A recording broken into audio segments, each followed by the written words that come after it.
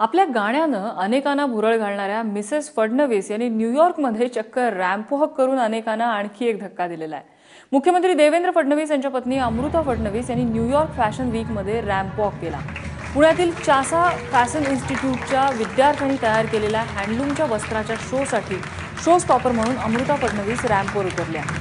Educate the child या कार्यासाठी आणि भारतीय हँडलूमच्या प्रमोशनसाठी त्यांनी या फॅशन शोमध्ये सहभाग घेतला होता।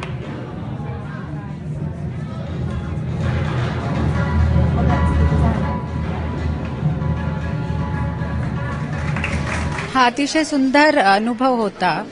न्यूयॉर्क फॅशन वीक मध्ये पुण्याच्या इन्स्टिट्यूट्सनी एड्युकेट गर्ल चाइल्ड हे थीम घेऊन शोकेसिंग केलं होतं इंडियन हँडलूम्सचं।